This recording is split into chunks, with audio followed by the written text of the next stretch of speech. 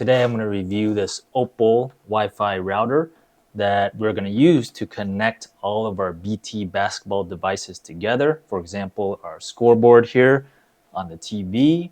Let's say we have a camera recording device here with score overlay. We have our remote controller here, and as well over here we have our shot clock.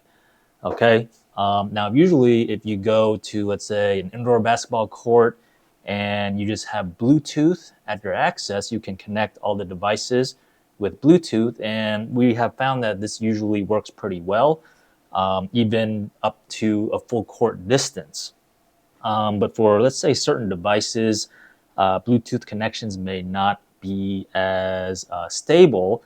In that situation, you may want to get a Wi-Fi router and bring it to your court and connect all of the devices to the Wi-Fi router. And in this sense, you may get a more stable connection, or actually not may, but you should probably get a more stable connection. So that being said, let's look at Amazon. I'm going to show you the router that I got here. It is this GL-SFT1200 Opal router for $34.90. So it's pretty cheap. Let's click into it real quick. And basically it's just a Wi-Fi router, nothing fancy. And if you bring this Wi-Fi router to the basketball court, you don't need internet, okay? It's just a local network. And I'll show you how to set it up as well in this unboxing video, as well as tutorial on how to use a Wi-Fi router to connect all our devices together. So with that said, let's do an unboxing video first. Okay, so let me put my laptop to the side here. All right, and here we go. The Opal router. Let's see what's inside of it. Okay. Let's see here. All right, so slide that out here and open it up. Okay, so right away, let's see here, we have a little card here for membership in case needed. Looks like we have a quick start guide perhaps here. Quick start guide. And there you go. It's a little router. You can put it in your backpack. It's pretty small and portable. I believe that's one of the selling points here, is how small and portable it is. And that's perfect for, let's say, our basketball system here, or let's say volleyball system, or any of our other sports system. We can bring it to the court in a portable manner. And with this router, it's also pretty small and portable, so it's right on point with our system. Okay, so we have our, looks like antennas here. So you put the antennas up. And in the back here, I don't know, later maybe I can zoom in, but we have our standard Ethernet connections if you have hardwired connections. But in our system, it's pretty much wireless. You don't need a wired connection unless you want, and unless your device has a wired connection. And we have a micro USB for power here. Okay, so this box should probably come with, of course, our charger. All right, and it comes with, yeah, this AC plug that you put into this charger. All right, we'll do that later. And finally, it has an Ethernet connector. Looks like a Cat 6 cable, but we're not going to need this. Okay, so throw that to the side. All right, so that's pretty much it in the box here. Okay, we have our router, power supply, and our quick start guide. All right, so with that said, let's start it up and let's set it up. And I'll show you a tutorial on how to set up a local network that doesn't require internet, and you can bring it to any court or field and have a very solid connection between all of your devices, okay? And again, just to remind, Bluetooth usually works fine, but for some devices, it may be flaky, or even perhaps, let's say, if you're in an outdoor environment that's pretty broad, then sometimes Bluetooth can be a little bit, shaky. Okay, so with that said, if you have a Wi-Fi router, it may make it better. All right, so with that said, let's see here. I think I'm gonna put this in here. This is interesting. Haven't seen this before. Okay, so that snaps right in. All right. It's gonna unwind this cable. All right, this is just a standard micro USB connection here.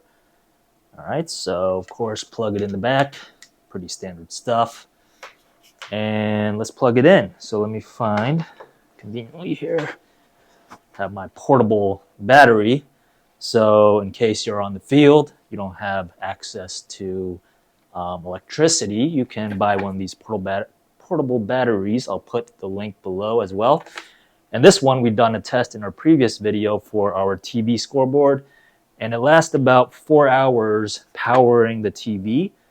And I'm pretty sure this router doesn't drain much power. So let's say the whole system together may last 3.5 hours or more. Okay, so let's plug it directly in here for now. All right, and turn this thing on. There you go, got a little blue, light blue LED there, looks pretty cool. All right, and let's see here. You're gonna need a computer, of course, to set this up for the first time. But after the initial setup, of course, you won't need your laptop or computer on the field anymore. So let's jump to the laptop here and set up our local network for our device, okay? And usually a Wi-Fi router, brand new, you can log into it to do the setup, and the quick start guide should give you the URL to log into the router. So let's look at this real quick. So by default, it's going to have a default SSID and password. All right, so on the computer here, just as normal, connect to that Wi-Fi SSID and password. Once connected to the default SSID and password, next thing you'll usually do is go to a web browser. All right, so I'm going to pop up my web browser here. Pop it up, and you will start a new browser window here, and the URL is just an IP address, if you know what that means, but pretty much you just type in what that manual says. So http://192.168.8.1. Okay. And there you go. So that's the setup page for the Wi-Fi router. And again, this is just read directly from the manual. It's nothing fancy, nothing complicated. And from there, it looks like it's going to be pretty straightforward. We're just going to follow the on-screen here directions. So we can put this away for now. And on screen here, of course, we want English for me, but whatever language you prefer. And let's set a password here. Let's do something easy, okay? A, B, C, let's see, letters, case sensitive, numbers, at least 2 uppercase. All right, so let's do uppercase A, B, C, lowercase 1, 2, 3, minimum 10 characters, 4, 5, 6, 7, 8.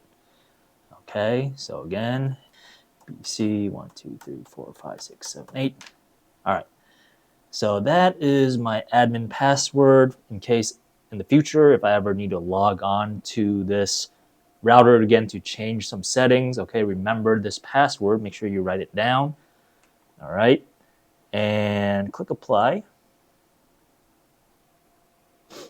Okay, all right, so this looks like the main setup page here. Pretty much we just want to set up the wireless, okay? We want to change the SSID to something that we prefer, as well as add the password, the actual password for our Wi-Fi, so that, let's say at the court, not everybody can log on to your Wi-Fi router. Even though you won't have internet, if they log on, then let's say they have a similar app, then they can see your scoreboard and whatnot, even though that wouldn't be such a bad thing.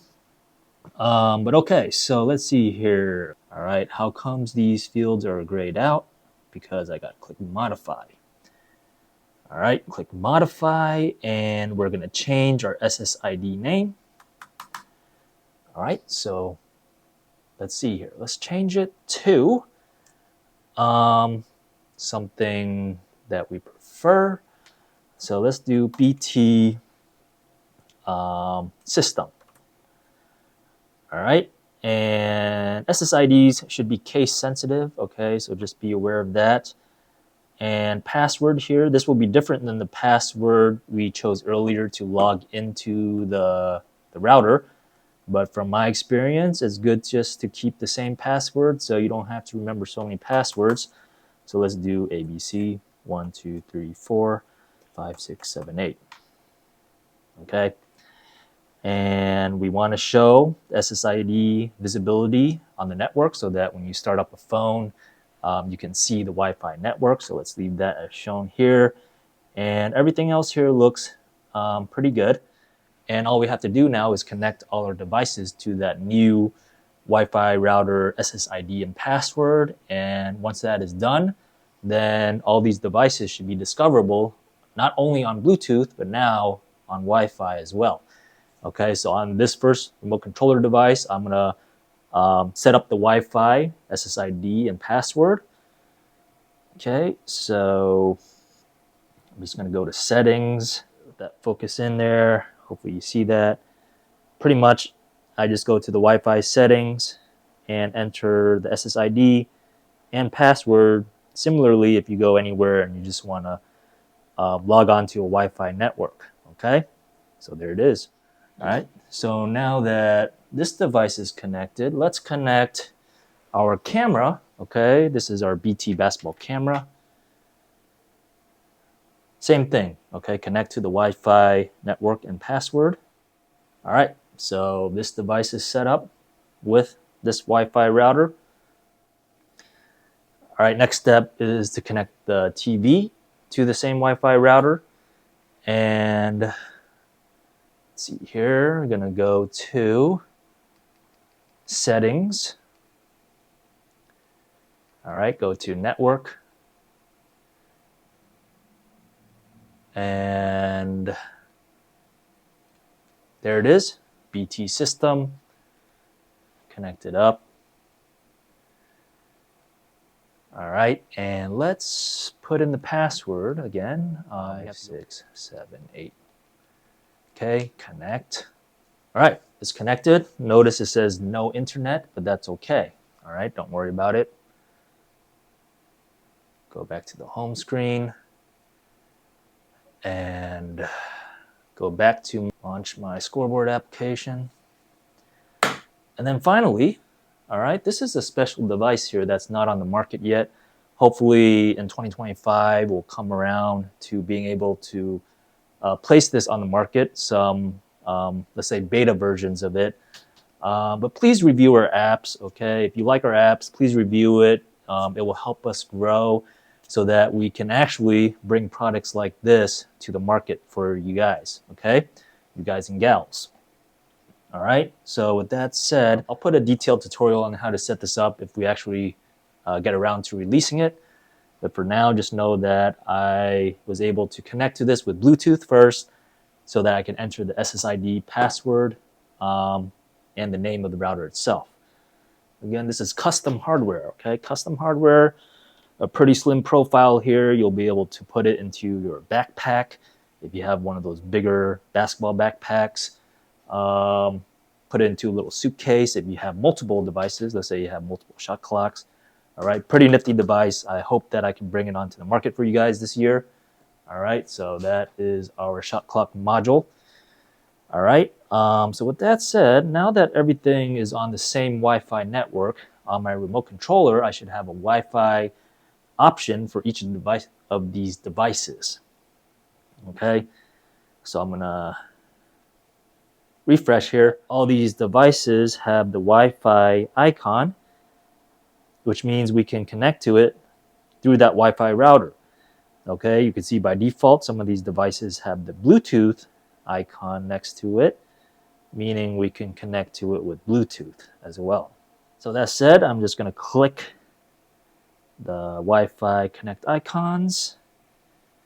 And that said, I'm going to click the start button to start our game. And there you go. Pre-game timer started. Pre-game timer started.